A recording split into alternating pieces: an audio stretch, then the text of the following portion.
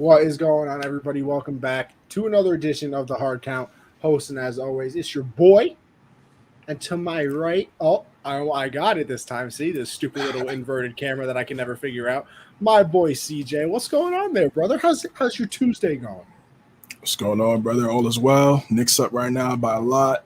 You know, it's a great Tuesday. Talking football with my guy, man. Always a good day. You know, CJ, it could be an even better Tuesday because off the top of your head, do you know how many points Julius Randle has by any chance? You know, not for any particular reason or anything. I think he just hit double digits maybe a few minutes ago. Oh, that's not what I needed to hear at all. Yeah, everybody's getting love right now. Kemba's going crazy though. Kemba's definitely going crazy. 10 points. I needed over 22.5, so it's not looking too good for your boy. Yeah. That's what we call a tough life out here, CJ. Tough life. But all right. We will jump right into it as we usually do. Get into talking about Week 7. Now, CJ, here's the real question. You want to start Thursday to Sunday? Or you want to go Sunday back to Thursday like we've been doing recently? Yeah, let's go Thursday to let's go Sunday to Thursday, right? Yeah. All right, Sunday to Thursday it is. So, bam, there it is. We started off with the Sunday night football game. And CJ, listen, we're not really going to have to spend too much time on this because... Well, Monday night football, right? Oh, yeah, Monday. Not bad. Monday night football. CJ, I don't think we got to spend too... Well, then again, we don't got to spend too much time on Monday or Sunday, in my opinion. But the Saints get the 13-10 victory at the Seahawks. Another game this week where the weather was just bad. It was definitely not an offensive showcase by any means. You can see that in this game and in the Colts game, even though the Colts did put up 30. Yeah, the rainy weather affected everything. It was a lot of running the ball and a defensive game, which is kind of weird to see out of the Seahawks recently because their defense is garbage. But you got any big takeaways from this game? Saints defense is elite. They're elite, man. I mean, they're really holding this team down right now. Saints really don't have an elite wide receiver on the outside because of Mike Thomas' injury. So they're really relying on Kamara to be, kind of do everything. Jameis is just don't mess it up. Like that's really what his role is right now. Just don't mess it up. Let the defense continue to do what they're doing, and that'll lead them to some wins. Hopefully, when they get Michael Thomas back, the offense could be a little bit more dynamic. Maybe teams won't have to go in the box as much and try to stop Kamara. They can open things up for the offense. But Kamara is a different breed. Yeah, bro. He's a beast. He's a beast, man. And hopefully, like I said, when Mike Thomas comes back, it just opens up more lanes for him because right now everybody they just got to stop 41. That's the goal. And then hopefully Jameis could give you the ball a couple times. So, but I got to give credit to Sean Payton. I'm calling a great game right now for Jameis. Really slowing it down. And then you got to give credit to Jameis, too. It's not always pretty. It's not what we're accustomed to seeing, but I think this is the best route for him if he wants to make this transition and, have a long career in the NFL as a starter. And then for the Seahawks, I mean, this is what we expected. Geno Smith's career backup. He had his times with the Jets for a little bit, but this is him right now. And he looks good in spurts. They had the 84-yard touchdown to DK. It looked like they was going to potentially get a CJ, I just want to say I'm happy you mentioned that. Your boy was down 14 points in fantasy with only DK left to play. That one catch put me up 15, gave me 15 points. I won by 1 point. See, that's clutch. That's clutch right there, man. That's clutch. And I mean, that was really about the only thing he did in the whole game. And guess what? I'm fine with that too. Saints have an amazing run defense. What we should do, I know, keep running the ball. I mean, hey, one of the listen. You know what you guys should keep doing, HG? Getting the ball right to Kamara because it works. Let me tell you something. It works. Yeah, it's working right now. And again, we'll see. We'll see how they play when they go up against. They still haven't seen Tampa twice, and I think they go up against some other quality teams coming up here as well. So. I got to give credit to Sean Payton, man, doing a hell of a job right now, especially what we know with Drew Brees now, doing on TV now. And Jameis, they're playing, he's playing solid. He's playing game manager football. That's all you can ask for him right now until they get their guys back. Yes, sir. Like, one more. Oh, and then, my bad. And then for the Seahawks, I don't know, man. I mean, it's looking it's looking a little shaky right now. I mean, outside of Russell, I mean, of course, they have DK, they have Tyler Lockett, but those guys. I don't know what's up with Shane Waldron, offensive coordinator, not really creating a quality game plan to get those guys open. I know Geno's not the best quarterback, but he could sling it a little bit. And I don't know, man. Yeah, I can agree. I was not thrilled with their play calling at some points. Yeah, it was very basic. I mean, I feel like they were trying to run the ball. Demario Davis had a field day. It looked like he knew all the plays. He was in the backfield all day, stopping Alex Collins, stopping all the other running backs that Seattle has. And this team is solely Russell Wilson dependent. And if you want to win a Super Bowl, it can't be solely on the quarterback to do everything. So, we'll see where Seattle goes from here. But right now it's definitely looking rough. And HG, don't you worry, we're going to get to that because I got some thoughts on that as well with Tom Brady's 600 touchdown pass. But yeah, CJ, here's the main question, very important question for you. I need you to think long, and I need you to think hard about this. Is Geno Smith known by the end of his career more for the Jets, his time with the Seahawks, or replacing Eli Manning to ruin the streak? Wow. It's probably gonna be Eli. I was gonna say the same thing. It's probably gonna be Eli. I mean, looking at those odds, it's definitely looking like replacing Eli and stopping that streak. Yeah, bro, Eli for sure. He is who he is. He is who he is at this point. Just trying to tread water until Wilson gets back. What they said, 4 weeks, right? 4 to 6. I think the earliest he can come back is week 10. Week 10, the earliest. Okay, so. Let me tell you something. It could get rough for Seattle, man. Another 3 losses for me, boy. Another 3 losses. Yeah, they're gonna have to do something. The Seahawks, to me, are a top 5 draft pick every single year if Russell Wilson never played for this team. Yeah, definitely. I've seen some pundits on TV now talking about some of the draft picks that they've done. Should Pete Carroll have all the power in terms of making football moves, drafting guys, things of that nature? Should the GM have a little bit more say in developing the team?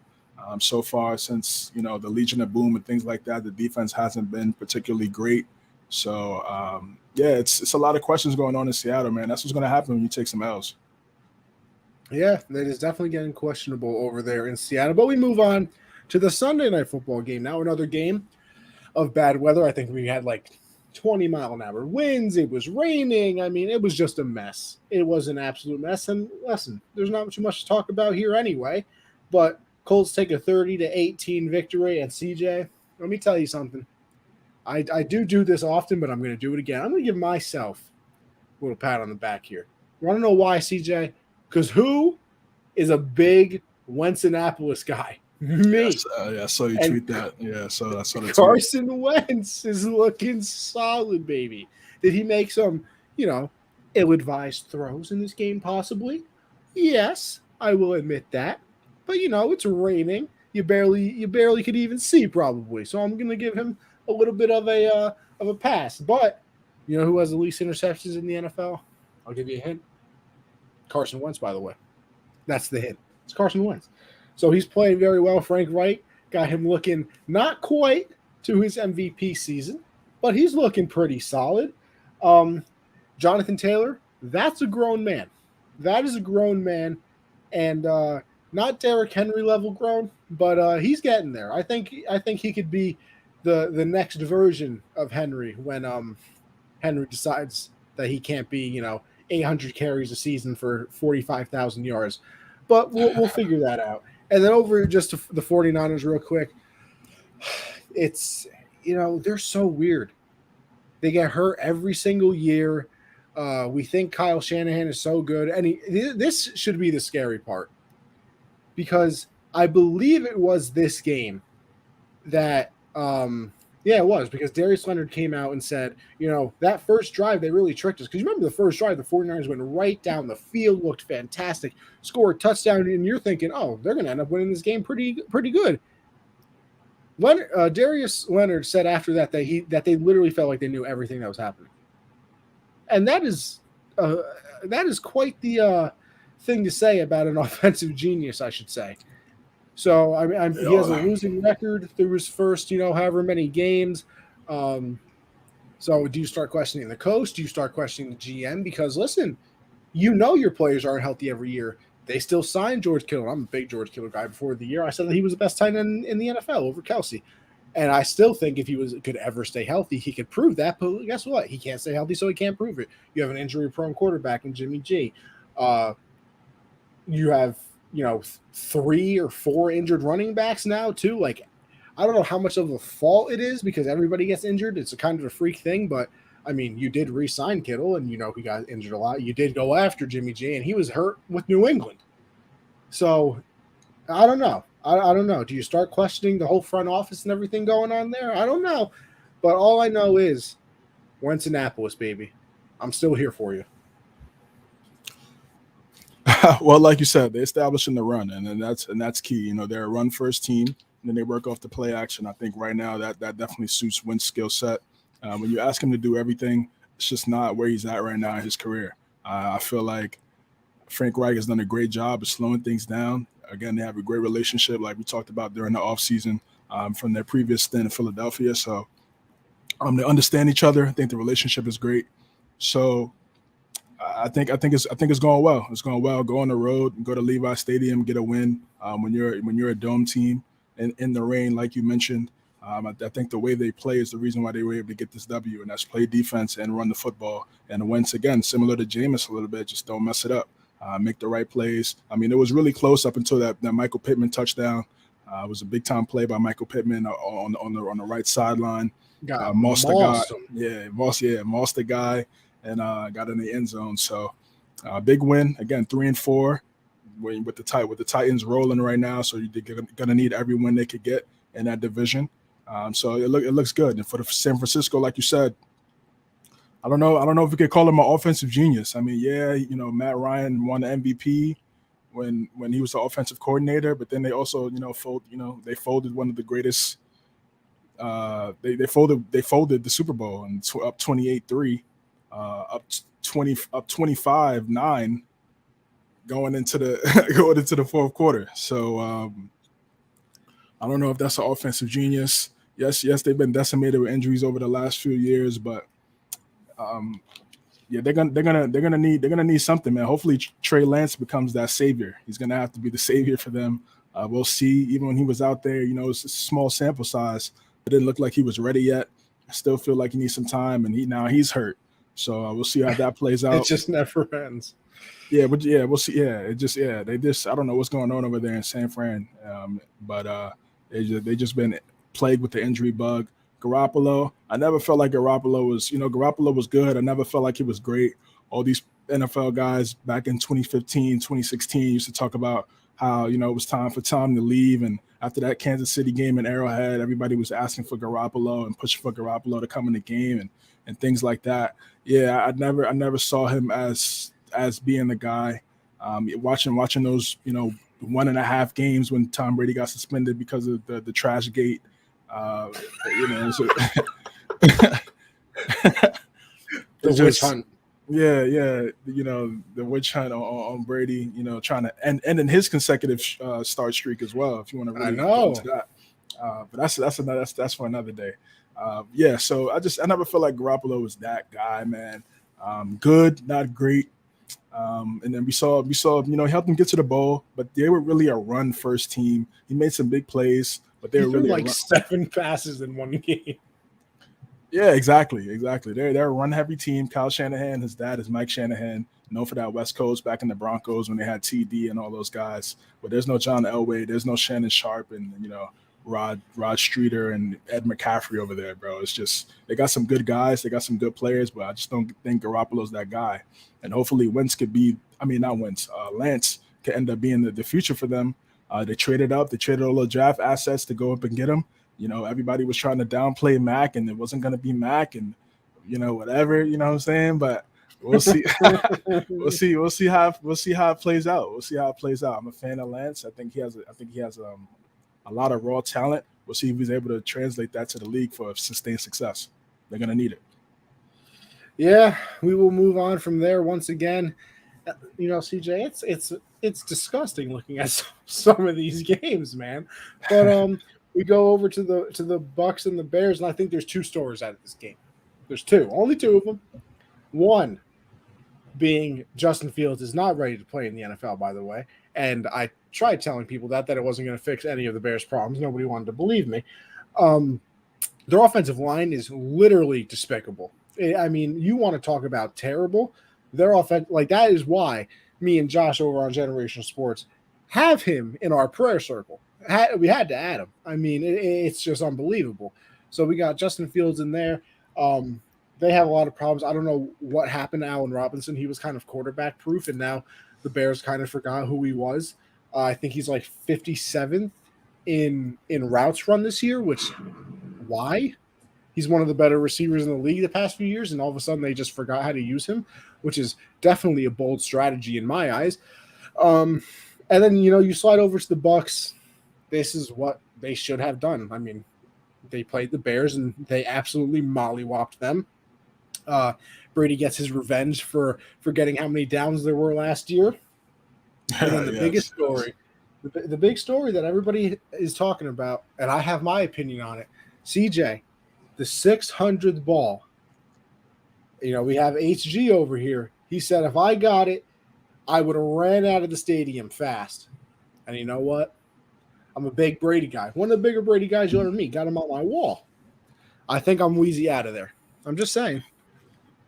They would have found him, bro. They would have got to him, bro. Trust. He wasn't gonna. It was no way he was.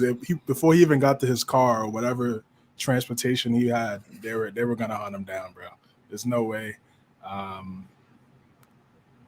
It's just you got to give the ball up. You got to give that ball up. That's 600. Okay, you know what? No quarterback's ever thrown for 600. I can give the ball up, but all I'm saying is there's no shot I'm giving that ball up if I don't at least get to meet the man. I got to at least meet Brady. Have to. Yeah. What did Brady say? I think Brady he has a podcast now. Every Monday night. Are you aware of what Brady gave the man for the 600 ball? I think it was a couple of signed jerseys, a signed football. Then Mike Evans gave him a signed jersey and a signed football. Then the here Bitcoin. It is, CJ. Okay. He got two signed. He got a signed jersey and a helmet from Brady. I think he got two jerseys from Brady. Actually, he got a signed jersey from Mike Evans and his game-worn cleats, which is very cool. They gave them. That's a lot of bread, bro. That's a future Hall of Famers cleats right there. And those Brady jersey and helmets down the line, going to be worth some cheddar as well. They also gave him 2 season tickets for the remainder of this year and next year. He also got $1,000 to the team store, which I mean, mid, I guess. And then it's a couple jerseys. Brady gave him a couple jerseys, he said. And then Brady did give him a whole ass Bitcoin. He gave the man a Bitcoin. That's $63,000 right there, by the way. I mean, you add that up, that's probably around. I mean, what was the ball worth? What they were saying, like, close to like half to a quarter mil. Joe Lynn says, I don't care if it's the 10,000 TD pass. I'm asking for at least 800K. Hey, everybody to each their own. I don't blame you. They're all about that money. But I think some memorabilia appraiser or whatever the word is for him estimated that it's probably worth like $750. Okay, yeah. I mean, I don't think everything that they gave up. I don't think that everything they gave the fan probably adds up to that. But listen, bro. I mean, a lot of what he got, a lot of people don't have. So push come to shove, if you ever want to sell that, it'll be worth a lot of money over time. So as soon as Brady retires, it's going to be worth a lot of money. So you're giving the ball up, CJ, is what I'm hearing. Yeah, I mean, you just have to, bro. I mean, you just have to. No quarterbacks ever got 600 ever. You know what I mean? It's the GOAT things, Casual. Yeah. I don't know. They're either gonna give it to the Hall of Fame. Brady might either give it to the Hall of Fame or just keep it for himself. They're probably gonna give it to the Hall of Fame. No shot on giving that ball to the Hall of Fame, by the way. 0. I get it. No, I get it. It's just a piece of memorabilia, man. This guy's doing things that are unprecedented. So now, CJ, here's another question for you. Every game is just adding to the the legacy that's been cemented, ions ago. So here's another question for you, CJ. I'm curious because I think it's possible. Do you think Mr. Brady can get to 700? I don't see it, bro. I don't see it. I mean, we're at week 8 right now. He's at He's what, already 6, got 601? 702 or no 602? I thought 602. I'm gonna say no. That's about that's 98 touchdowns, bro. That's a lot of freaking touchdowns, bro. That's a lot of touchdowns, man. People sleep on that. So of what? course, This is obviously week 8. You figure he gets what, another 25 the rest of the year, maybe? What's he at right? What's he at right now for the season? 2022. Let me tell you. I'll pull it up as we speak. I'm going to the NFL. I got standings. I got all the way down to the Bucks. Oh, I clicked on the Falcons because I got fat thumbs. Let's check on Thomas Edward Patrick Brady. He's currently at 21 touchdowns, 3 interceptions. Yeah, I mean, Gronk comes back, AB comes back. He could probably, he'll probably double that. He'll probably get 50. Yes, sir. Appreciate you, man. Thank you, everybody at Unwrapped. Yes, and hey, as you can tell, that's the YouTube channel. Make sure you go check that out. Subscribe, put the notification bell on, all that good stuff. Because you do that, it helps us. And if you like the show, then you like us. So help your boys out. But sorry, CJ, go on. Yeah, he could probably double it. He'll probably get to 50 touchdowns. People are talking, the on pace. He's on. I hate on pace so much. He's on pace for potentially breaking Peyton Manning's record. So I can see him getting them, north of 50 for sure if he can stay healthy and the guys around him can stay healthy. So to get, again, he'd probably have to play 2 more seasons. It's going to be tough, man. Hey, what's going on, brother? Michael, what's going on, bro? There? You know what? I'm going to say that it's very possible, CJ. Because what? We're going to figure he finishes this year. He's got 602 right now, I think. I'm not sure. I say what? He throws another 20 at minimum. So what? That's 622. Comes back next year. He's with the Bucks again. Brady's still going to be on that TB12 diet, eating avocado ice cream. Get another solid, get another solid, we'll say worst comes to worst, 30 piece. 30 maybe piece. 40. Maybe 40. If he gets 40 on a good year, that brings him up to 680? 670, yep, 680, yep. No, 660. I'm stupid. Maybe not. You might have to play like 4 more years to get 700. That might be a little difficult. But hey, that's what I'm saying. It's going to be tough, bro. It's going to be tough. Have we ever put anything past the GOAT? Danny Dimes. Danny Beckham Jr. Jones. You know what?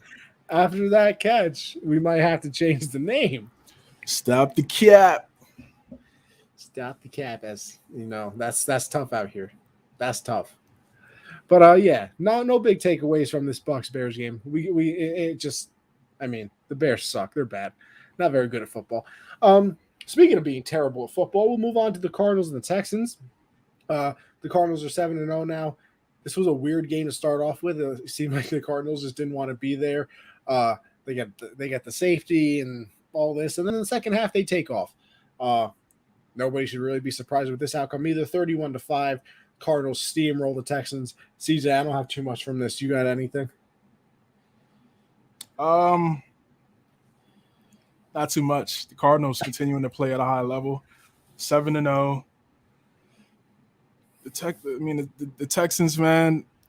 What do you think is going to happen? You think they're going to trade for Deshaun? Let's talk about that. Let's talk about that real fast. What's your thoughts on that? Who do you think will be the top suitors to get Deshaun and this sweepstakes? Will he get traded before the deadline? I think the deadline's what? I think 4th? I think it's next week. November 4th? Yeah.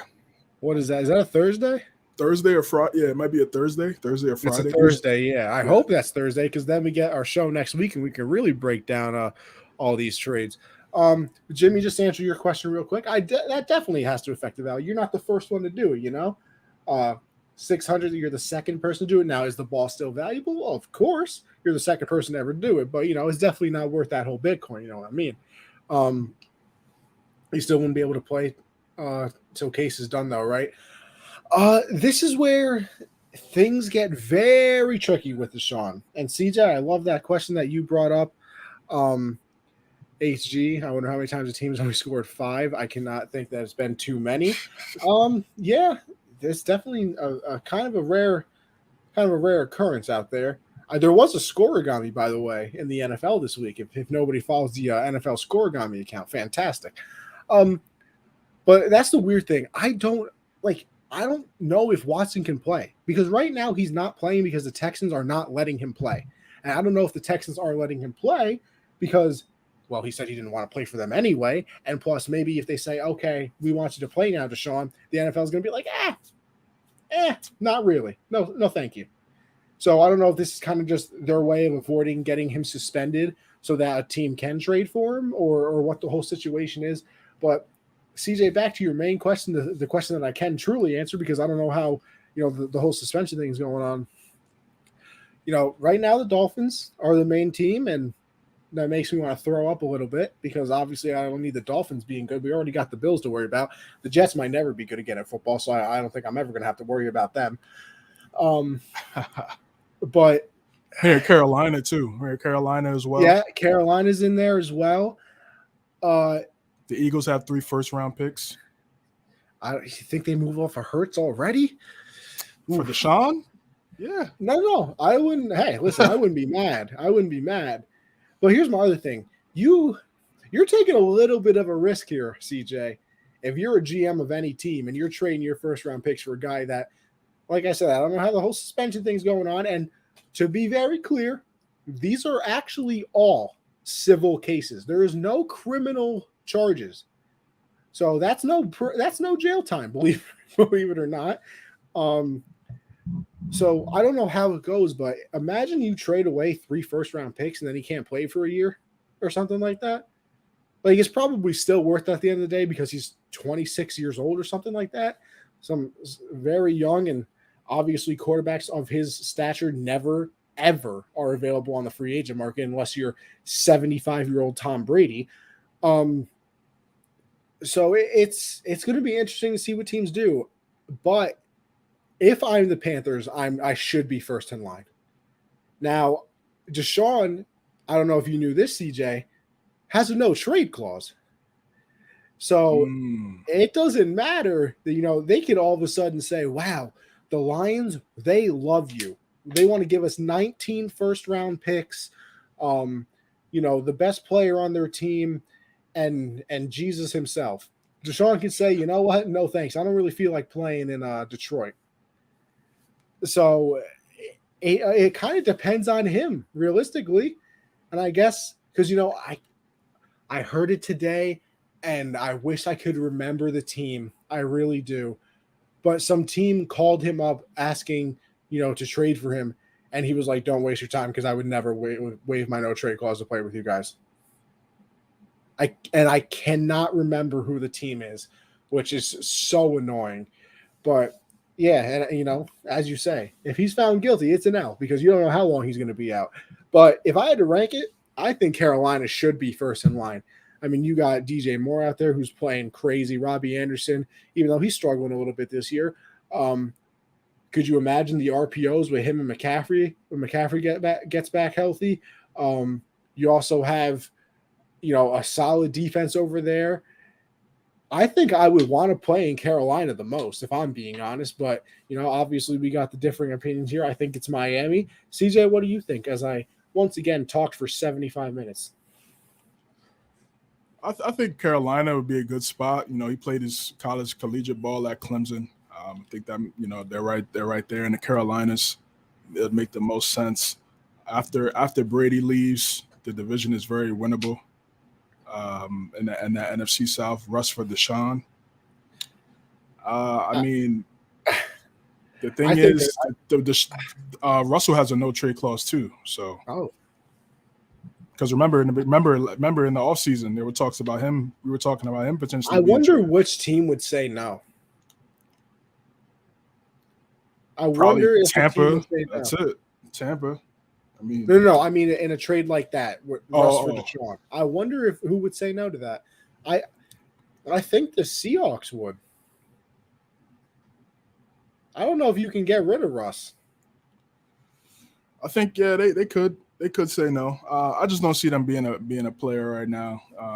They have a lot of other issues, and for them to, I don't think for them doing that straight up, I don't think it'd be that easy as we may make it seem.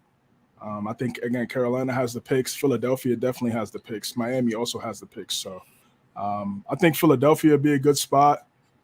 Again, they have Devontae Smith, young wide receiver. I think him and Smith would be a nice combo. You mentioned McCaffrey and Watson. I think those would be the best spots. Miami's a good spot too. Obviously, it would be a challenge. Definitely being a Pats fan, having Josh Allen and Deshaun Watson in the division. They're having to see those guys twice a year. That'll definitely be tough. But we'll see if the Texans are willing to even deal him to the NFC. I mean to the AFC. We see a lot of these trades. They usually the teams they ultimately send them to the other conference. So I think that'll probably happen in the case of Watson once everything is figured out. Will he get traded before November 4th? I'm not sure. The Giants. I gave up your picks to Philadelphia, man. Shouldn't have did that. I mean, I got a couple. I think they have two, if I'm not mistaken. But apparently it is Philly. This says Watson does not want to be traded to Philly. Watson would waive his no-trade clause for the Dolphins, according to multiple sources, just as he would for the Panthers. However, the Panthers, per sources, are sticking with quarterback Sam Darnold, blah, blah, blah. And the Denver Broncos are also sticking with Teddy Bridgewater. And the Philadelphia Eagles, whose general manager, Howie Roseman, has conducted extensive due diligence. Watson's complicated, blah, blah, blah. NFL teams, one of the teams Watson would not waive his no-trade clause for in the league. How recent is that? This is from. All right, this is also from August 28th. To be fair, August, yeah. It's still pretty recent, though. Yeah. That's pretty recent. Things could change. Things could change throughout the season. Again, I feel like Carolina might be the best spot. Again, like I said, he played in Clemson. The Carolinas are right there. But we'll see how this thing plays out, man. He's such a dynamic football player. Unfortunately, his decision making off the field is very poor. Regardless of how it goes down, his decision making was very poor. You can't deny that. Regardless of what happened or what didn't happen, it was just bad decision making. So we'll see, man. We'll see. But Texans, they're not going to be very good for a long time, man. Unfortunately. But yeah, again, the Cardinals, they look great. They go up against Green Bay on Thursday. That's probably going to be one of their biggest tests outside of Los Angeles a few weeks ago, who they blasted on the road. So another big challenge for them on Thursday, but they definitely look good. We got the Eagles that we've been talking about for a little bit, and we got the Las Vegas Raiders. Derek Carr's been playing great right now. It just sucks, it's just so many great MVP candidates. I mean, if everybody was playing bad and he was playing great, he'd be the clear front runner. But there's so many great guys. But he's definitely one of those top guys. Been playing great football. They've been able to run the football pretty well. He's really carrying that team right now. The defense played solid here and there and in different spots. I have to give him a lot of credit. I think he's up for an extension soon as well. He's only 30. I didn't even know he was 30. I looked that up the other day. So he still has a lot of football left. Not even really in his prime yet. He is in his prime, but definitely not out of his prime. And if they can continue to get some more weapons for him on the outside, he could be really dynamic. What's your thoughts on this game? Yeah, I didn't watch too much of it, but I agree with you 100%. I feel like a lot of people forget Derek Carr was on his way to winning an MVP, and then he broke his leg that 1 year 2016. Before. Yeah, he was on his way to win the MVP. He ends up breaking his leg, unfortunately. So that knocked him out, obviously, for the rest of the season. But I've always been a fan of Carr. I think that he's a very underappreciated quarterback. And, it was kind of weird when Gruden was there. It kind of felt like Gruden didn't want him, on the team almost. I don't know the reasoning for that, but, it's that he's played very well this year. And like he said, if other people were having normal years instead of extraordinary ones, I mean, you got Brady 21-3, Kyler Murray's leading the team to 7-0. You got Lamar accounting for 90% of his team's total yards every week. You got Josh Allen doing this. if it wasn't for quarterbacks having career years, Derek Carr would be the favorite. I mean, obviously, that's very easy to say. Like, obviously, if other people are playing bad, he would, and he's playing good, he would win. But I'm a fan of Carr. I think he can, lead this team to win the division. I really would not be surprised at this point. I know we're going to talk about the Chiefs, and I got a lot to say about them for sure. But the Raiders look good so far. Everybody was kind of worried about their offensive line and their defense, including me. But up until this point, and you can only judge them on what they've done so far, they've looked pretty good.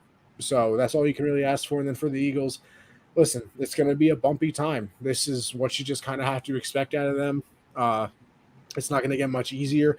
Obviously, after next year, you got to hope that you hit on all three of those draft picks because that can really change your franchise around. I mean, 3 first-round draft picks.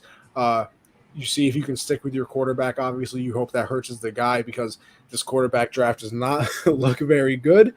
So you hope that you can get some solid players and then keep building from there. Maybe sign a difference maker in free agency as well. But it's going to be a tough next year, maybe 2 for the Eagles. But after that, I feel like you can really start judging everybody. Probably in that 4th year of that rookie contract that Hurts will be in is probably going to be the year that determines everything.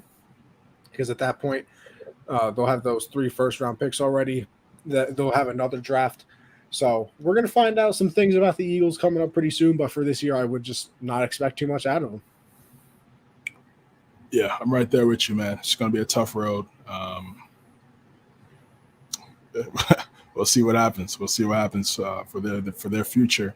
Howie Roseman's future with the team as well. Also a big question. Got the Lions and the Rams. Jared Goff going back to old stomping grounds where he used to be the Rams quarterback, helped lead them to a Super Bowl back in 2018-2019 season. He expressed his feelings about the trade situation and how it went down, said he felt a little disrespected. Then we go to the game. Dan Campbell pulls out all the tricks out the bag, got the onside kick, got a punter on the 4th down pass. They tried everything to try to win, but just in the red zone. And I think that's one of the big reasons why Goff ended up getting traded was because his inability to execute in the red area. And that's where you make your money, man. That's where all these guys make their money is in the red area. So, 0 for 5 and red zone trips for the Lions in this game. And it was pretty close. It was pretty close. And I was looking at the score. I saw a couple plays here and there. I was like, if they, that'd be a big upset for him to get his first dub during the season against his former team. That would say a lot. But unfortunately, Cooper Kupp, Matthew Stafford had a great game. It was just too much. On one this year. Yeah, he's on one. He's on one right now for sure. He's healthy. He's got a talented quarterback. So of course that adds to it as well. And he's having a great season. And I think those guys have great chemistry right now. And you got to give credit to the Rams doing what they're supposed to do in a close game. Like the Lions, they fight. They're not. They don't have a lot of talent, but they fight and they try. That's all you could ask for if you're a fan of a team. So you got to give them credit for that. It's just they're not going to win a lot of games. I could see 0-17. It's definitely looking like that. I have to see the rest of their schedule. I think the way they play, they might sneak up on the team and maybe get a dub because they do compete, but it's going to be tough. CJ, would you like to know the rest of their schedule? All right, yeah, let's hear it. So they got the Lions, or not the Lions, Jesus Christ. They got the Eagles next. That's doable. Yeah, that could be the one right there. Yeah, that could be the one. Then they got the Steelers. That could be the one, man. They got the Steelers. Now listen, I know it sounds crazy. Lions beating the Steelers. What are you talking about? The Steelers are not that good, bro. I'm sorry. I just don't think they're that good. I can see they got a good defense. That defense is, yeah, it could be an ugly game, defensive minded. I think the defense are probably. I would give them a loss against the Browns, but then they play the Bears, and if Justin Fields is going to continue to play the way he is, why not? Shout out Russell Westbrook. Why not? Russell Westbrook. Yeah, so yeah, they got a couple ones that they could probably get a dub, man. It's very likely. Then they got the Vikings. The Broncos are not very good. They'll probably get smacked by the Cardinals. I would say they lose to the Falcons, they lose to the Seahawks, and they lose to the Packers. But I don't think they're going to win all 3 of those games I just mentioned. But I think we're looking at a solid 2-win team. Yeah, definitely around there, either 0 or 3 for Detroit, man. Sorry, guys, you guys are Hey, you watching know what? somewhere I'll say this though. or Yeah, listening. and Mitchell Schwartz said it on Cowherd show. It was either Mitchell Schwartz or the brother. I can't remember what his brother's Oh, name is. Jeff Schwartz. Yes, because isn't Mitchell still playing? I think so. Yeah. This is the perfect comment. Big Ben throw like a 9-year-old. This is true. This is very true. But yeah, he said, I've been on some terrible teams in my life, blah, blah, blah. I'll say this. The Lions fight in every game, and I respect it. Like you said, they're low key in like every game that they play. So you're right. I had them as not a team that I'm looking for as a lot of upsets, but a disruptor. That's what I called them. Like, they're the type of team that like you're fighting for a spot somewhere and you play the Lions and you're kind of looking past them because, at that point they're 0-15 and you're like, all right, whatever, we're going to beat them anyway. And then somehow they beat you. And that is the reason that you're not the number 1 seed in the playoffs or something like that. Like, that's the type of team that the Lions are. For sure, man. That's about it. Not much good other than that, though.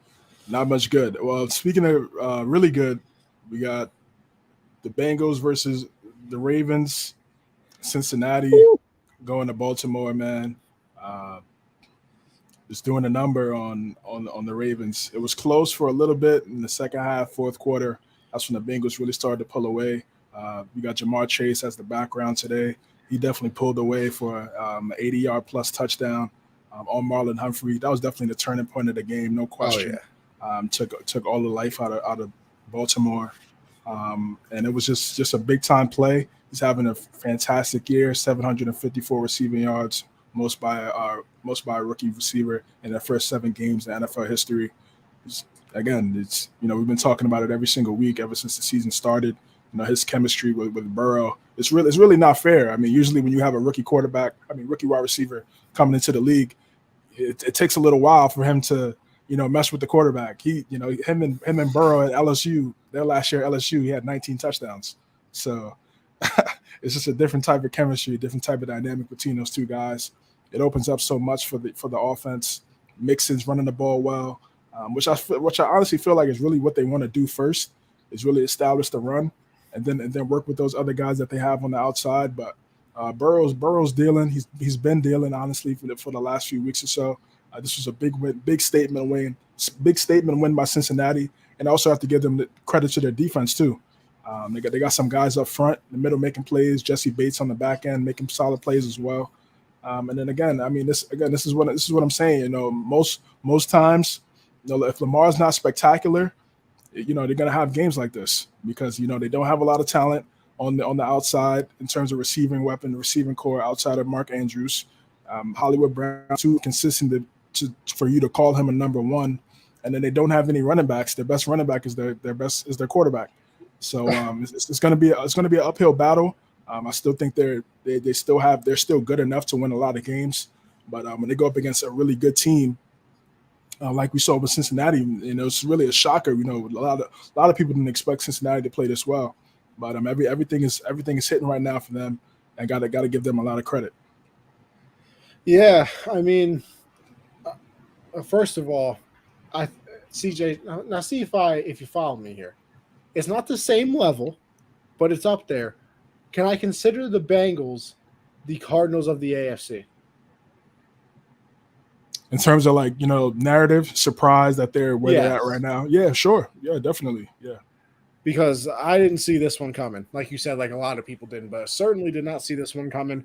And then this was their statement game, They're going into Baltimore, which I think you should put an emphasis on that as well, because obviously we all know division games are hard enough, and division games on the road are even harder. And the Bengals went in there and wiped the floor with them. You thought that the Ravens were kind of going to win this game. After halftime, I think Lamar came out, threw that touchdown pass to Hollywood, and then everybody was kind of like, oh, okay, this is where the Ravens are going to turn it on. They're not going to look back from here. And, well, they didn't. That was the last points they scored in the entire game. And like you said, when Lamar doesn't play well, the team doesn't play well because he is their entire team. He was 15 of 31 throwing the ball in this game, obviously under 500 in completion percentage there. But I think the main story here is because, you're right. The Ravens will bounce back. They'll be all right. I think the main story is the Bengals. And, I've said this probably for the third time this week, but I have to admit when I'm wrong, and I was wrong. I clowned the Bengals for drafting Jamar Chase. I thought it was stupid. Last year, your franchise quarterback got hurt because you couldn't protect him. He was the most sacked quarterback in the league by the time he got injured. You come into this year, you don't really do too much to improve that offensive line, and obviously you had people like Sewell and Rashawn Slater there sitting for you that you could have easily taken them, and they passed on both of them, drafted Jamar Chase, and I did not like the decision. And what has Jamar Chase done? The most receiving yards for the first 7 games of a rookie year. He's on pace. CJ, our favorite thing. He's on pace for I think the most receptions, second most receptions, most yards, and second most touchdowns in a rookie season. So, I would say that's mid at best, clearly. But no, Jamar Chase is playing unbelievable. Joe Burrow is playing well, and he's another one that I don't is currently not in the MVP conversation. But I think if he continued to play this way, he would be. I mean, you look at the Bengals last year, this year. If you want to technically look at the word most valuable, why can't you put Burrow up there? They weren't this team last year, and they are now. And the only main difference is him and Chase. And obviously Chase helps, but I think you got to have a good person throwing you the ball. Ask Allen Robinson, clearly, and all Allen Robinson fantasy owners. Not that I'm one of them. I wouldn't be mad or anything. But yeah, the Bengals very impressive so far, 5-2 at top of the division. They're second in the conference. Just how everybody played it, CJ. It's Raiders are the best team in the conference so far. The Bengals are winning their division. The Titans are doing, fantastic. The Chiefs suck. All the things that we all thought going into the year. Yeah, I mean, you got to give Zach Taylor a lot of credit too. He might be up there. Him and Kingsbury, got to put them up there for Coach of the Year right now for the first half of the season. They definitely earned it. With how both of their teams have been playing right now, got to give them a lot of credit. All right, we got the Dolphins and the Falcons. Pretty good game. Saw a little bit of the game, not too much. Falcons had a pretty good lead here. They had a solid lead. Tua played really well, threw the ball really well, 4 touchdowns. I think he almost had 400 yards or something like that, if I'm not mistaken. Him and Gesicki connected for a touchdown. He played solid. I mean, I'm pretty sure he's hearing a lot of the talk, man. I mean, the thing is, these guys are human, bro. These guys are human, and when these guys go on TV and say certain things about guys, I mean, yeah, sure, of course you got to say the cliche, oh, I don't listen, I don't watch I don't hear the noise. Yeah, I don't hear the noise. I mean, of course, if you have a phone and you use it, it's gonna be you're gonna see it. You're gonna see it, or somebody's gonna show it to you, or something of that nature. So these guys have egos, man, and you're just out here talking about this guy's replaceable, things of that nature. They're gonna want to play hard, and I think again, Tua's playing solid. They're not winning, but he's playing good. He's playing well. You wouldn't think, Brian Flores, defensive-minded head coach, giving up 30 to the Falcons, definitely something that they, don't want to do. And that's one of the reasons why they lost. Like I said, Tua played solid. He doesn't really have elite talent around him. I mean, they don't have. I mean, Gesicki, I thought he was going to make a big leap this year, but I mean, he's been solid here and there, but it hasn't been anything groundbreaking. And who was a number one guy they have on the outside that can make plays for them? They really don't have it. Waddle has been all right here and there. Devontae Parker's been inconsistent his whole career. So, to put everything on Tua and say Tua's trash after a couple games, I don't think people didn't really give him a fair shot. But yeah, close game. Falcons got the win. Kyle Pitts is looking like he's starting to put some games together where he's looking pretty solid and trying to live up to that 4th pick in last year's draft. Good win by the Falcons, man. They're 500. They're 500 about what we expect them to be with the type of team that they have, and they can be inconsistent here and there. Yeah. Once again, I didn't watch too much of it. I watched a little bit of it because I had some props in this game. And of course, I thought Cordell Patterson over 77.5 total yards was going to be a lock. CJ, if I ever tell you to bet something, just don't do it. It's not a very good idea. But yeah, the Falcons end up winning this game on the last second field goal. And of course, I picked against them in the pick 'em for Gen Z. And that's the one time that the Falcons find a way to win the game. That's just typically my luck. What else is new? I probably should have known. Let's see. We got Parker is good, but hasn't been utilized hardly at all this year for some reason. That's another thing. Parker's there. Who's the other? Oh gosh, I got to think of the other person. Oh, the dude from the Texans who's always hurt, Will Fuller. Will Fuller, yeah. And guess what? He's hurt again. So the Dolphins don't have their full array of weapons, and not only that, like you said, Brian Flores is a defensive coach, and their defense has been solid the last couple years. It isn't now. Like, their defense has not played very well. They give up 30 to the Falcons. Now, the Falcons do still have a decent offense, like you said, with Pitts and Matt Ryan still there. He can do some things in his old age. They still have Calvin Ridley. Cordell Patterson is on one this year as well. But, yeah, I think, like you said, I think a big story out of this is Tua's playing well. And I think it's a big story more for the Dolphins than it is for Tua. Like, yeah, Tua's fine. You're like, oh, yeah, I'm playing well again, blah, blah, blah. The Dolphins are probably staring at Tua and saying, please, for the love of God, keep playing this way so we can trade you for Deshaun. Because maybe instead of 3 first-round draft picks, you can say, listen, have you seen Tua? We're going to give you 2 draft picks and Tua, and, we'll get Deshaun. And maybe they'll be able to keep a draft pick or something. Or even that, if he plays well enough, maybe they say, you know what? We don't need anybody. We can keep our picks, and we'll stick with Tua. Do I think that happens? No, because 2 games doesn't, mean he's going to play good his entire career. And, I'm not a big Tua guy. I've said that before. But I think it's big for the Dolphins. You disagree with me there that they're probably very happy that Tua's playing well? Well, like you said, it could go both ways for the exact reason you said. It could be he could play great high trade value in terms of getting the trade done, or if they still believe in him, they could build around him with the picks that they might potentially use for another, for Deshaun or things or someone like that. So, I wasn't. I feel like you came out of college, he was pretty good. He was very accurate. He wasn't a guy that you said had a a lightning arm and things like that. It's kind of similar to what they said about Mac Jones. Could get guys open, great anticipation, good accuracy. And just have to put talent around him. So far, I haven't seen that elite talent, but in these games that he's played over the last few weeks, I think he's looked good. I think maybe him getting hurt a little bit kind of helped him look back and look at the film and watch him. Maybe he could see the game from a different lens, and it's probably helping him right now. We'll see if he's able to sustain that throughout the season, so he could, if not, keep a starting job in Miami or hopefully elsewhere. I'm trying to find trying to see if I can find it. I saw something. Oh, here we go. 2 in his last 2 weeks. 6 touchdowns, 3 interceptions. Obviously, you want him to cut down on the interceptions, but still a 2-to-1 ratio, which, people look at and think is pretty decent. 620 yards, 74% completion percentage, 2 go-ahead drives in the 4th quarter, and he is the 4th best Pro Football Focus QB grade in the last 2 games.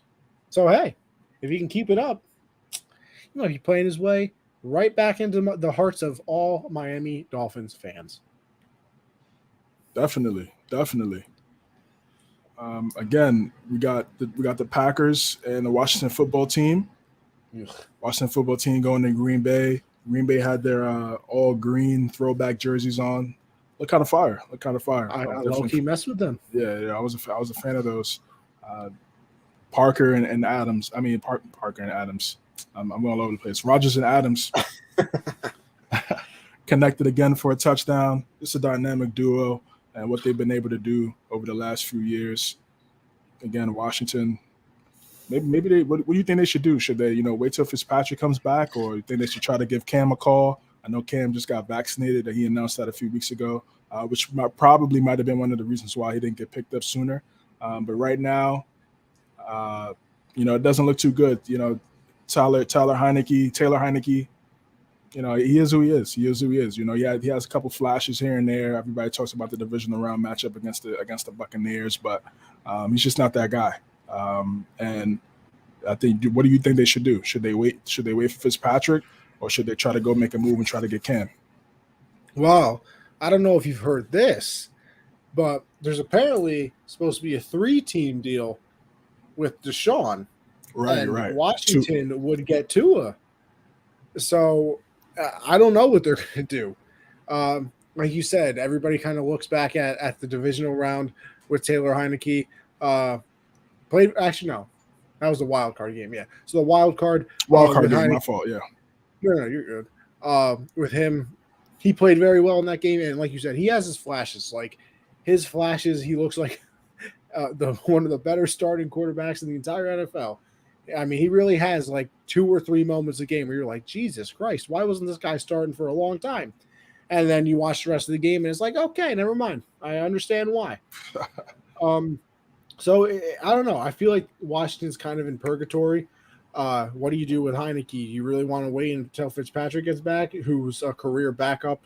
Although we love Fitzpatrick, he's a career backup. He's played on 17 teams for a reason. And then do you really want to go get Cam, who is clearly out of his prime and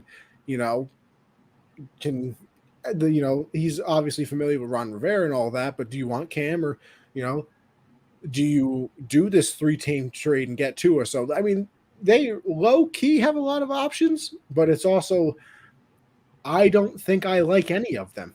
I don't like Fitzpatrick coming back too much, although I liked in the beginning of the year because I thought that the defense was going to be a lot better, and their defense has been terrible this year, which doesn't make any sense to me. Because coming into the year, I didn't think that they really needed a great quarterback because it was going to be, it was kind of going to be the same situation with Jameis. Listen, stupid, don't make a mistake, and we're going to be all right. But now Washington can't really afford that. They need a good quarterback because their defense isn't playing that well. Do they go and get Tua? Kind of an injury-prone dude who, his own team barely even wants. I already mentioned Fitzpatrick. Heineke has his flashes every once in a while. And then you go to Cam, who, I mean, I guess I'm not the right person to ask technically because I'm not the biggest Cam guy. But I don't know. I'm just not in love with any of their options. So it's going to be interesting to see what they do, though. I'll tell you that. Yeah, it is. It is going to be pretty interesting, man. Like I said, like you said, I thought their defense would be a lot better. Defense would be a lot better, but very disappointing right now for the Washington football team. Another disappointing team over the first 7 weeks of the season. Ooh. Kansas City Chiefs just got mollywopped by Tennessee. What's your thoughts on this, man? I just feel like, again, got to give, first off, Mike Vrabel, man, he's a great head coach. However you want to slice it. I mean, he hasn't had a Patrick Mahomes in the center. It's been Ryan Tannehill and Marcus Mariota. Those have been his guys on the center, and then giving that rock to Tony too, and he's making things happen. So, and then you got to give credit. He's a great coach. He's a great coach, man. Yeah, he's a really good coach. So, and Kansas City, they go in there, and they get rocked. They get rocked. What's your thoughts on the Chiefs right now? 3-4, in this first half of the season. Yeah, I tried. I said it. They're back to reality. Word to Eminem on that reference. So it's difficult, man. Like the NFL is a very hard sport, and the Chiefs went out and paid Patrick Mahomes his $45 million, which he deserved, but they paid Travis Kelce all his money. They paid Hill his money. They paid everybody. You know the list by now. I've said it over and over. But this is just the reality now. And what the weird thing for me is that the offensive line isn't playing very well either. And that was the thing that they focused on. Obviously, we all saw the Super Bowl where the Bucs just destroyed the offensive line. And that was mainly because, a lot of people were injured and things like that. But they went out and spent a lot of money on the offensive line. They got Joe Tooney. I believe they got a center from the draft, maybe. They traded for Orlando Brown Jr. So they did all these things to improve the offensive line, make it better. That's going to give Mahomes time. Now you can, basically just take a nap back there is what they were hoping, and then pass the ball to Kelsey or Hill. And it's not happening. And as much, as much blame as we put on the defense, how do you not put blame on Mahomes now? It's to that point too. You have to put blame on Mahomes, and the reasoning for that is, what he leads the league in? The turnovers, right? I don't know if it's turnovers, but I know it's interceptions at least. It might be turnovers in general. He's tied with Zach Wilson. This is Jesus Christ himself, Patrick Mahomes, tied with Zach Wilson with 9 interceptions, for the most in the NFL. So, and CJ, now listen, nobody has ever accused me of being the smartest one in the room, but I got a little scenario for you here. Your defense is terrible, awful. Now, would you want them on the field more or less? Oh, less, of course. Okay. Yeah, see? Pretty simple to me. And Mahomes isn't letting that happen. 9 interceptions. He has the fumbles. And I give credit to Skip Bayless on this one, which a lot of people won't do. But he said it. A couple years ago, Mahomes was practicing, not messing around, literally practicing left-handed passes and no-look passes in practice. In practice, he was doing that. And you know what? You can have all the fun in the world when you're doing stuff like that, and your defense is all right, and you're on the top of the world because it's your first 2 years in the NFL, so nobody knows how to guard you. But like I said, and like I've been saying, this is reality now. Their team is the defense is terrible. The offensive line isn't playing good, and Mahomes is putting them in bad situations because he's putting the defense back on the field, which is what you can't do. And here's the thing, going to sound crazy too. Are you surprised if they miss the playoffs this year? Like, really? I would be surprised if they missed the playoffs. I would be surprised. Yes. All right, CJ, you say that right, but hear me out here. Let's look at their remaining schedule real quick, because I think it's possible that I can change your mind. Maybe I don't, but it's possible. So they play the Giants next week on Monday Night Football. I think we can all concede and give them a win. So now they're 500. But after that, they play the Packers. I can't give them a win there. They play the Raiders in LA, or not LA, in Vegas. I can't give them a win there. I mean, hey, the Raiders are winning the division right now. Right. Then they play the Cowboys. I can't give them a win there. Not with the Cowboys offense against the Chiefs defense. They play the Broncos. I'll give them a win there. They play the Raiders again. I think they'll end up splitting with the Raiders. Probably. That's just how divisional games go. So they'll split with them. Then they play the Chargers again, this time in LA, because the Chargers already beat them at Arrowhead. I think I give that game to the Chargers. They play the Steelers. I'd probably give it to the Chiefs. But, the Steelers defense is good. You never know. Then they play the Bengals at the beginning of the year. That's a give me. Now, not really too sure. And then they play the Broncos at the end of the year, which I'll obviously give them a win. CJ, I just gave them 4 definite wins. That's an 8-win team. Yeah, it looks bad. They're really inconsistent. They're really inconsistent right now. I'll talk about Mahomes real quick. For me, what he has to do is he has to play more like a game manager, because the defense isn't great. Like you said, they have to do more checkdowns and have more longer drives so he can stay on the field, so that defense is not back on the field. Because if they're on the field, you know what's going to happen. Most of the time, the other team is going to score. So they're going to have to have more drives where it's 12 plays, 13 play type drives, and then scoring in the end zone. But then with that, that's just not how they're built. They're not built that way. They don't have a running back in the backfield that could go get you 7 to 8 yards, extend drives, and things like that. Everything is so predicated towards the long ball, the deep pass, getting it to Tyreek. And I think teams are really copying what Tampa Bay did last year in the Super Bowl, playing too high, and then try to keep Mahomes in the pocket, and then try to make some plays. Exactly, shell coverage, and trying to make plays, and try to get interceptions and things like that. So their offense is so predicated towards, again, like I said, the deep ball, the long ball. They're gonna have to change it up a little bit. They need more of everything just can't be a fastball. You got to have changeups. You got to have a curveball. Shout out to Backstop Banter. Hey, I'm watching the World Series right now. You feel me? Yeah, facts. You got to change it up a little bit, man. You can't pitch the same hand every time. Teams are going to start to get accustomed to that. So it's going to be tough. They need like a team meeting or something like that. Something has to go down. Whoever the leaders are in that team, they have to come together and get right, because something's got to give. If they miss the playoffs, that's going to be tough. I mean, we have seen teams lose in the Super Bowl and miss the playoffs over the last few years or so. It's happened. The Falcons, 49ers 2 years ago. So, it's not something that I would be super surprised by, but I just feel like they still have so much talent. They should be able to overcome.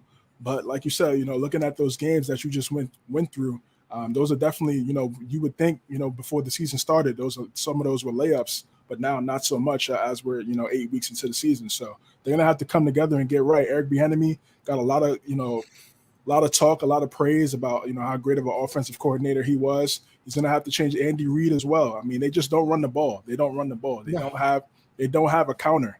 You need a counter. You need a counter move in this league. And if you're not able to do that, defenses will figure you out. Yeah, and you know what? Just going on that before we move on, it's what Shannon Sharp says a lot, and we mentioned it a little bit, that they play shell coverage, and the Bucks gave the entire NFL the blueprint on how to beat the Chiefs. You play shell coverage, you make everything be thrown underneath, and you dare them to run the ball. And that's the thing; they don't want to run the ball. Exactly, that's what I'm saying. They want to be this high flying, unbelievable offense, and sometimes you just have to take what the defense gives to you. Because the Chiefs, maybe they'll run the ball, 3-4 plays in a row, and you're like, wow, they're finally adjusting. And then next thing you know, it's 10 passes in a row. That's always been Andy Reid, though. That's always been Andy Reid. Always. Even in Philadelphia. Always. And that's not good. Listen, he only has one Super Bowl. You have to adjust in the NFL. It's pretty simple. Well, who are we a fan of? Patriots. What's Bill Belichick known for? Best halftime adjustment in the NFL. So you have to adjust eventually, and maybe this will be the year that the Chiefs kind of realize, like, damn, we got to start playing real football. We can't be playing in the yard no more. Shout out Madden. No, they got to play some real football now. Now, CJ, let me tell you, you got anything else on this game so we can get into some real football? Nah, man. Yeah. I guess get credit. Yeah. Like I said, Tennessee played great, man. Got to give them a lot of credit. 2-game win streak against two teams. Big game against the Colts this week. By the way. Big game. That's gonna be a good game. Definitely tune into that one. Well, yeah, like I said, some real football here. Patriots against the Jets, and you know what, CJ? We finally got one. We finally got a game where we can sit back. I went to B-dubs with the boys, had some wings, threw back some drinks, and I could finally enjoy myself for 1 week. A nice 54 points in the NFL to 13 win over the Jets. What a time to be alive. It really is. The Jets fans probably thought everything was going to change once Brady left. Sorry, you're still terrible. Still absolutely dog water. Mac Jones has his first 300-yard passing game of his career. Still only threw 2 touchdowns in this game, which seems weird when he scored 54 points. But 2 touchdowns, no interceptions, I believe. Damian Harris out here, 14 carries, 106 yards. I think he had 2 touchdowns as well. Brandon Bolden out here scoring touchdowns. We got a couple interceptions. CJ, what a game. I mean, did you have as great a time as I did? Yeah, I mean, I was happy we won, but again, it is the Jets. You know what, CJ, I was going to say that, but I didn't want to bring down the mood yet. Yeah, I mean, listen, I am happy that we got the W. The offense has looked well, has been playing well over the past few weeks or so. It's nice for them to, for everything to come together. The pass game was on, the run game was on, tight ends got it going. I think Josh McDaniels called a pretty good game this week. Mac Jones played well. Key thing was they didn't turn the ball over. You look at a lot of those losses, there were some key turnovers in those games, which led to, some key losses. You look at, the pick six from Mac Jones against the Cowboys. Look at the pick six against the Saints at home. J.J. Taylor fumbling against the Buccaneers. Damian Harris fumbling against the Dolphins. So those were key turning point turnovers in this game. They didn't turn the ball over. I think when we don't beat ourselves, it should lead to success. And I think it was a great game from the Patriots. Zach Wilson, the Jets they don't have a lot of talent. They don't have a lot of talent over there. Zach Wilson, before he got knocked out of the game, it wasn't really doing too much. They don't have a great running back. Their offensive line is depleted. Mekhi Becton is out right now. Elijah Vera Tucker is solid. He's been solid as a rookie, but they have a young O-line. They don't have elite talent on the outside. I thought Corey Davis would make a big difference, but hasn't really made that much of a splash right now for the Jets. They don't have any production from the tight ends. They're just not talented. And then on defense, CJ Mosley was out. Quentin Williams is good, but other than that, it's not great. So, Patriots did what they were supposed to do. Finally got a W at home. Took them 4 games finally, but it was a good win. Hopefully going to LA this week against the Chargers, they could feed off that and try to get another win and try to string some dubs together. We'll see.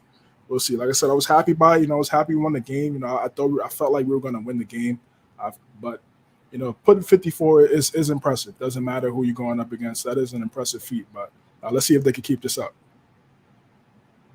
Got to give them tough love, man. Got to give them tough love. You know what I'm saying? Like I can't be too high, man. They've been breaking my heart too much over the past season.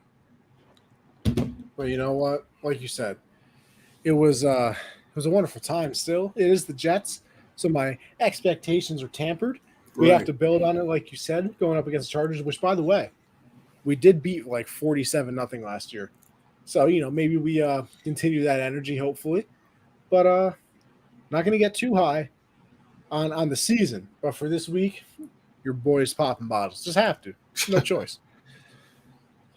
Definitely. But I say we move on from there as well over to the Giants and the Panthers. Not too much for me in this one either. Obviously, I think the bigger thing out of this is what the Panthers do with quarterback. They ended up benching Sam Darnold in this game and then brought in P.J. Walker. Then obviously there's the talk about Deshaun Watson. And this is a bad loss for them. Like the Giants are not very good at football. And the Giants was 5-3 at one point. Bro. I was turning back from like the Jets to the Giants. I'm like, it's still 5-3. Like, what's going on? Yo, CJ, let me tell you something. We're gonna have to get you the Sunday ticket, bro, because I can't be having you watch the Jets and the Giants.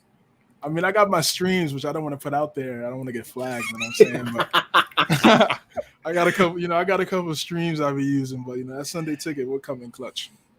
Might have to forward you a nice college email that I got. Hey, feel me? Feel me? Whatever works here. No, but I think that's the bigger story. Here's my thing, which I've always kind of hated. So they benched Sam Darnold in the game, and then immediately after the game, and the next day, Sam Darnold's our quarterback moving forward. You just benched him. What is he supposed to say?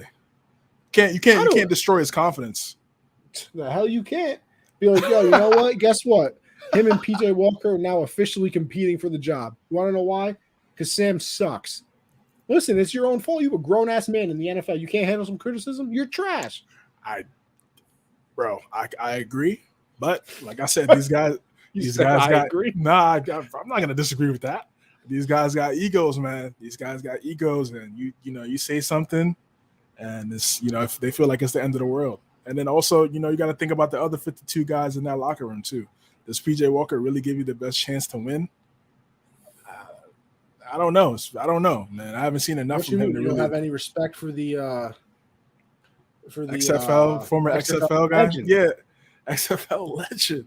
I mean, Whoa. How listen, did man. you kid end up just liking both New York City teams and being a fan of Boston? Well, listen. Hey, for me, I don't know CJ's story, but the first season I remember in football was the '07 season. So I mean, like, Oh man, come on, that's the first season I like genuinely remember. Oh, my first going to a football game. My first game was a Patriot game, so that's how I became a fan. I think I was like maybe 7 or 8. But yeah, the Patriots the only Boston team I'm a fan of, or New England team. Everybody else is New York, Knicks, Yankees, Rangers. It's weird, but I don't know. That's how I fell in love with football. That's how I fell in love with football. Like going to that Patriot game. So exactly. See, that's the thing. Like I sit here, and if you ever talk baseball with me, I hate the Red Sox. And then you're like, oh, so what New York team do you like? I'm like, yeah, sorry, I'm a Patriot fan. So people are like, what are you talking about? But hey, you know what? Listen, it's weird, yeah. And even then, I'm a Thunder fan because the first basketball season I actually paid attention to was when KD and Russ were there. So I was like, damn, I mess with them. So I became a Thunder fan. I was definitely a fan of those guys because they were all young. Doing their thing. I was young. It made sense. But... CJ, this is how come home. This is how little I paid attention to basketball, though, and you'll probably get a laugh out of this because I don't know if I ever told you this. So I remember being one day on the internet, and I saw a picture of Harden, Westbrook, and KD together, all in the Thunder uniform, and I was like, "Damn! Imagine if they were on the same team." Like I dead ass did not know they played together. Sheesh. I literally had no idea. I was like, what do you mean they played together? Rookie in hoops, man. Listen, it was a few years ago. I've since graduated to amateur, but Nah, you gotta glad you leveled up, brother. Glad you leveled up, man. We still gotta come home though, man. Still gotta come home. We're out to a little Knick game this year. I said it. I said we gotta be out. Let's do it, man. For sure. But, all right, then we got the Thursday night football game to cap off Week 7. Browns, Broncos. Case Keenum. Let's listen. Case Keenum is, he's played in some big games. Remember that NFC Conference Championship game a few years ago? I think he was on the Broncos a couple years ago as well. Maybe last year he might have been on the Broncos. He's played solid. He knows Stefanski's offense. I think it's I'm forgetting the running back's name that had a great night. Oh my! Dearness Johnson, 146 total yards, a couple touchdowns, had a big game. Case Keenum had a touchdown as well off the play action. I mean, they pretty much they played how they usually play where they had Baker in there. Play action, run the football, play action, get guys open, extend drives. I think they did a great job of that, trying to stay alive in this division, which looks very competitive right now. Steelers are 3-3, Browns are 4-4. The Ravens are 4-2, and the Bengals are 5-2. So that division is looking, stacked right now. So they needed that W, and they got it done. Yeah, this is the type of football game you watch because it's football's on. Of course, I watched the entire thing because I have nothing better to do with my life. Dearness Johnson went off. The Broncos are the worst 3-0 team I've ever seen, and I'll say that to the end of days. They're now officially 0-4 in my eyes. Those 3 wins don't even count. Like I said, Jets, Giants, and Jags, the games shouldn't even have counted towards the record. Should be illegal. So, yeah, a bad game. We'll see. I think the big story here is what the Browns do moving forward. I wonder if Odell is on his way out during this trade deadline. Is Baker going to end up being healthy? Is Nick Chubb going to come back healthy? How long is Hunt going to be out? I mean, there's a lot of questions over there with those Brownies. But hey, you win a game, so it doesn't matter. Yeah. So with that being said, we now go to the ever important predictions for Week 8. And let me tell you something. We start the week off with an absolute banger, people. Maybe not as much as it was going to be before because apparently the Packers are big COVID fans. So we got Devontae Adams out of this game. Alan Lazard is now out of this game. because Ooh. he's close contact and he's not vaccinated. So I guess that means he's out for this one as well. I don't know if anybody else is going to be ruled out, but CJ, I guess we commence the pick segment, and I'm going to go with the Cardinals. Might have been a closer game if those two guys are playing, but now I'm all Cardinals. Yeah, I got to go Arizona as well. Packers and the Cardinals, man. Rodgers, they've had some pretty good games over the last decade or so. Fantastic. Kurt Warner days, Carson Palmer days, when both of those guys were Cardinals. Now we're seeing Kyler versus A-Rod. I think it's going to be a good game still. Rodgers still talented enough to help them put some points on the board, but I'm rolling with Arizona in this one. We got Bengals Jets. That's a layup. I'm going with Cincinnati. Yeah, I mean the Jets aren't even a football team. Yeah, exactly. AFC South matchup. You talked about this earlier. Titans and the Colts. Who you going with? You know what? I can't talk about Winston-Annapolis like that and not go with them. So I'm going to go with the Colts here. All right. I'm gonna go Tennessee. I think it's going to be a really good game. I think both teams kind of do the same thing. I just feel like the Titans have some better weapons on the outside with AJ Brown. We'll see if Julio plays or not. I'm gonna go with the Titans and by a field goal. I think it's gonna be a close one. Rams, okay. Texans. I mean, really? I got the Rams. Got the Rams in that one. Steelers, Browns. I don't know why you're just glossing over it like that. Yeah, upset alert. Yeah. Steelers, Browns. Sneaky good game. Very important game for both teams. For the second half of the season. Who you got? Oh man, I'm just not a. What's the status? What's the status on Baker? That's a fantastic question. I'm going to try and look it up as I speak right now. Baker Mayfield still hopes to face the Steelers Sunday and definitely has a chance. Browns insider. Okay. I'm going to go me, that with sounds the Steelers. like Case. I'm going to go with sounds the Browns like Case. Anyway. That sounds like Case is going to play. That's what it sounds like. Yeah. I think I'm going to go with the Browns, though. I just don't know how I feel about the Steelers. I think Case plays. I'm gonna go with Pittsburgh. In this one. Again, close game, divisional matchup. It's got a lot of history. Myles Garrett, Mason, just throwing helmets and whatnot.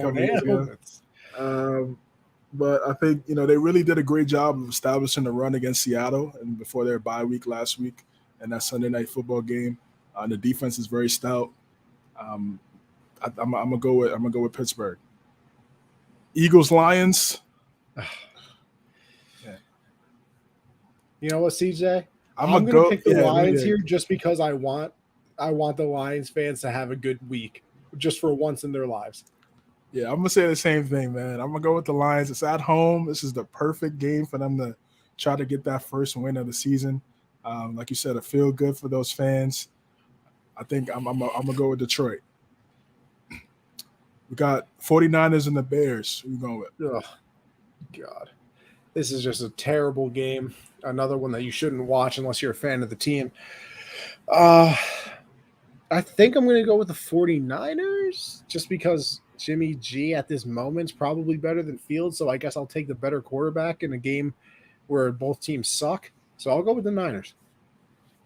Yeah, I'm going with the Niners as well. You can see it being a very ugly game. Definitely got San Fran.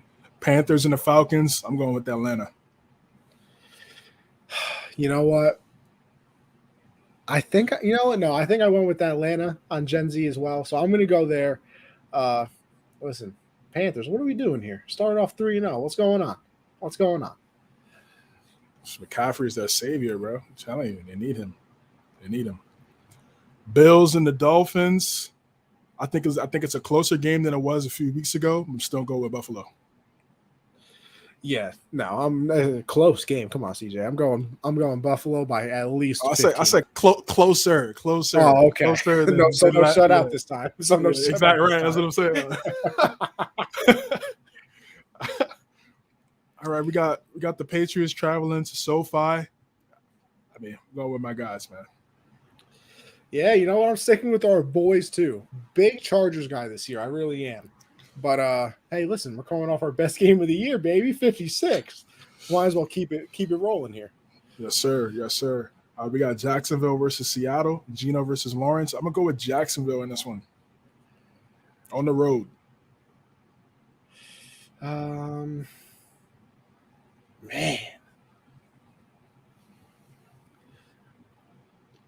Oh man, this is hard. You know what? Give me the Jags too. Why not? Okay. All right. All right. We got Washington football team versus the Broncos. I think Teddy gets back on track, man. I'm gonna go with Denver.